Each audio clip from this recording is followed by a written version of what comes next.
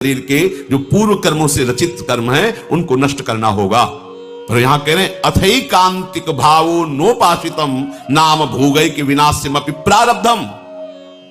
यदि निष्ठा पूर्वक नाम जप किया जाए, निष्ठा अन्य कोई साधन नहीं, आप अपना क्या दूसरों के भी प्रारब्ध को नष्ट कर सकते हैं, इतनी सामर्थ्य है।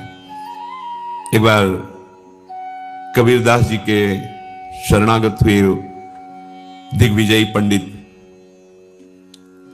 गंगा स्नान करने जा रहे थे। उन्होंने देखा बड़ी भीड़ लगी हुई है और शोरगुल हो रहा है, तो उस भीड़ में कौतूहल बस गए, क्या है, क्या हुआ? तो उनका कि आदमी आत्महत्या करने जा रहा था गंगा जी में, हम लोगों ने जबरदस्ती से रोक रखा है। वो कमर में पत्थर बांधे हुए बिल्कुल कगार पे खड़ा हुआ था, लोगों ने पकड़ रखा था। वो भाई आप ऐसा क्यों कर रहे हैं? आत्महत्या सबसे निंदनीय महापाप है, जिसको बहुत भोगना पड़ता है। आप ऐसा ना समझिए कि शरीर छूट जाएगा तो आप सुखी हो जाएंगे, बहुत दुर्गति भोगनी पड़ेगी। क्यों आत्महत्या करना चाहते हो?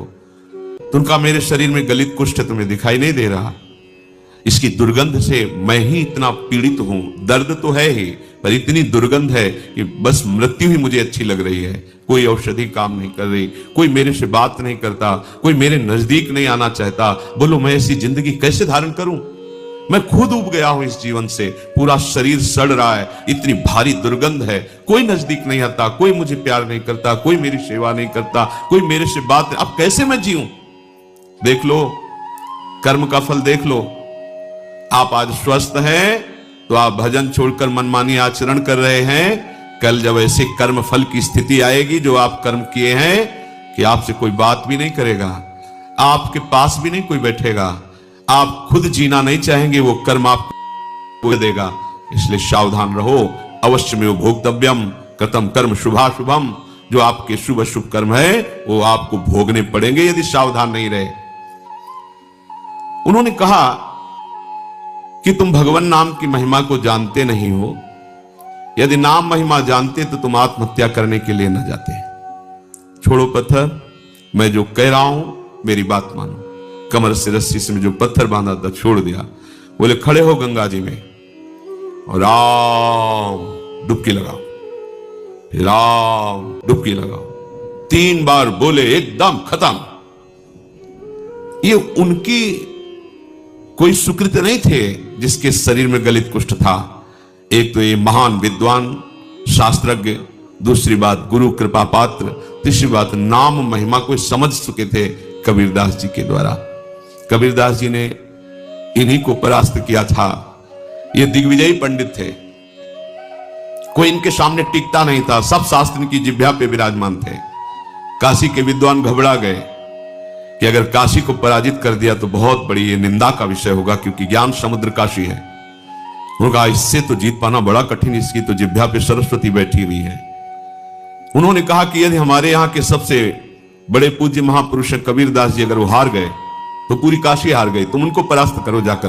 यहाँ किस किस से आप विद्वता पूर्वक वाक युद्ध करेंगे? एक से एक विद्वान है, सालों लग जाएगा। हम सब सहमति देते हैं कि आप कबीरदास जी को परास्त कर दे, मानो वाराणसी परास्त हो गई। तो ठीक है, कबीरदास जी के पास गए, उन्होंने कहा शास्त्रार्थ करना चाहते हैं? हमें शास्त्र कहां आता है। कबीरदास बोले पराजय लिख दो, इसमें दस्तखत कर दो। हाँ करवा लो जहां दस्तखत। बोले काशी के विद्वानों ने कहा है कि आपकी पराजय पूरी काशी की पराजय। तो बोले फिर रुक जाओ, हम तुमसे प्रश्न करते हैं कि पढ़ के समझे हो या समझ के पढ़े हो? अब जो हरि के चरणारविंद के प्रेम में डूबा हुआ है उसकी वाणी सरस्वती भी नहीं समझ सकती। पहली बार उसकी बात ही समझ में नहीं है कि बाबा प्रश्न क्या कर रहे हैं। फिर हाथ जोड़ा, कहा महाराज एक बार फिर प्रश्न कीजिए। तो उन्होंने कहा पढ़ के समझे हो कि समझ के पढ़े हो? जैसे कोई किसी को स्तंभित कर दे मंत्र के द्वारा, बुद्धि ही काम नहीं कर। पूरी सभा लगी हुई है कौतूहल देखने के लिए। अब वो ये शास्त्र खोले, वो शास्त्र खोले, कुछ कहा महाराज हमारे तो प्रश्न ही की धरा समझ में नहीं आ रही। बोले तो उत्तर क्या दोगे? शास्त्रार्थ क्या करोगे जब प्रश्न की ही धरा तुम्हें समझ में नहीं आ रही? तो व्यर्थ में अभिमान लिए घूम रहे दिग्विजयी का। पढ़ के समझे हो कि समझ के पढ़े हो? हम तुम्हें बताते हैं तुम ना पढ़ के समझे हो न समझ के पढ़े हो। अगर समझ के पढ़े होते तो सब शास्त्रों का सार है भगवान के नाम में प्रेम, भगवान के चरणों की भक्ति। अगर पढ़ के समझे होते तो अब तक समझ गए होते कि सबका शास्त्रों का सार क्या है, तुम समझ ही नहीं पाए। उन्होंने उसी समय सब गंगा जी में शास्त्र प्रवाहित कर दिए और श्री चरणों का कबीरदास जी के आश्रय ले लिया, शिष्य बन गए और नाम जप करने लगे। उनकी ये निष्ठा कि 3 बार नाम, ये उनकी निष्ठा, उससे उनका गलित कुष्ठ चला गया। अभी बड़े आनंदित होकर कबीरदास जी के पास पहुंचे और कहा, भगवान एक गलित कुष्ठ शरीर वाला आत्महत्या करने जा रहा था, तो आपकी कृपा से नाम महाराज के प्रभाव से 3 बार नाम बुलवाने पर वो गंगा में डुबकी लगाते ही पवित्र शरीर और निरोग शरीर हो गया उसका, और बहुत प्रसन्न हो गया। और उसको भी हमने कहा नाम जप करो। कबीरदास जी ने कहा, तुमने नाम की महिमा जानी?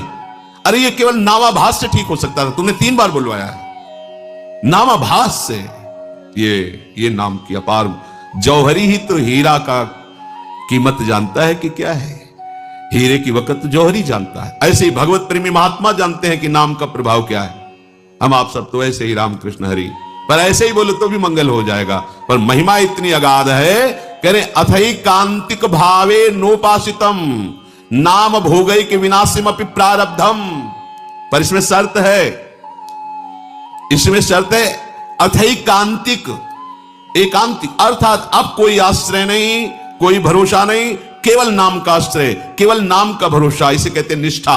निष्ठा पूर्वक जपा हुआ नाम भोग के द्वारा ही विनाश प्रारब्ध कर्म को भोग के बिना ही नष्ट कर देता है।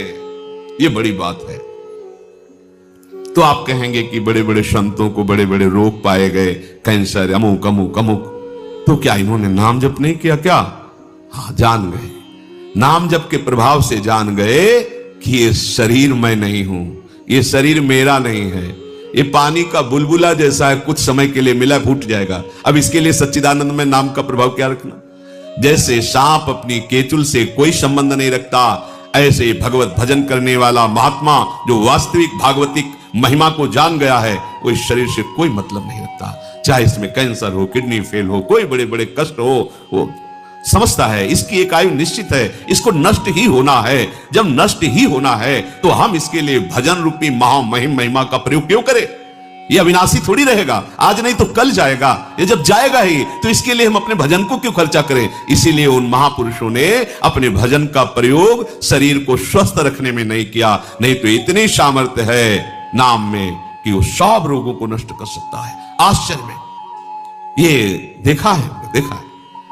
वो रोज सुबह आ जाता था, गले में कैंसर था, गांव का आदमी था, सरकार बहुत पीड़ा है, पैसा नहीं है, डॉक्टर कहते लाखों रुपया लगेगा ऑपरेशन इसमें।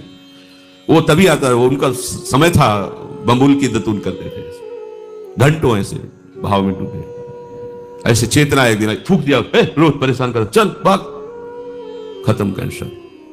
और जब उन्हीं के शरीर में प्रारब्ध हो गया तो उन्होंने कष्ट को सहा, कभी अपने प्रारब्ध को नष्ट। आश्चर्य में बड़े बड़े रोगों को उनकी कृपा से नष्ट होते देखा, पर उनके शरीर में जब रोग आए कभी नहीं। ऐसे ही सांसारिक पुरुष जैसी उन्होंने दवाएं ली और जैसी शल्य क्रिया सांसारिक पुरुषों के शरीरों में होती वैसे करवाई, कभी कोई अपने भजन का प्रयोग नहीं किया। ये महापुरुष, कोई समझ नहीं सकता इन महापुरुषों की बात को। दूसरों के कष्टों को लेकर सह करके शरीर में उनको नष्ट नहीं किया, भजन के प्रताप से नष्ट नहीं किया, उनको अपने में ले लिया, जा तो आगे अपना मार्ग देख। और उनके शरीर का राग है नहीं, इसलिए उसे सहते रहते हैं। चाहे जितने बड़े महापुरुष आप दृष्टि डाल के देखो, भयानक भयानक कष्टों को मुस्कुराते हुए सह गए। यद्यपि नाम में ऐसी सामर्थ्य है, ये प्रारब्ध भोग कोई बड़े से बड़ा ब्रह्मज्ञानी भी नहीं मिटा सकता, केवल नाम में सामर्थ्य है। बोले यद ब्रह्म साक्षात कृत निष्ठयापि विनाश मायाति बिना नभ हो गई अपैति नाम स्फुरणेन तत्ते प्रारब्ध कर्मेति विरौति वेदः। प्रारब्ध कर्म जो भोग के बिना ब्रह्मनिष्ठ तैल धारावत ब्रह्माकार जिनकी वृत्ति है, वो भी नष्ट नहीं किए, नष्ट नहीं कर पाए। पर हे नाम भगवान, आपकी महिमा ऐसी है कि प्रारब्ध कर्म आप जिसकी जिह्वा पर स्फुरित हो गए उसको परास्त नहीं कर पाया। ये बात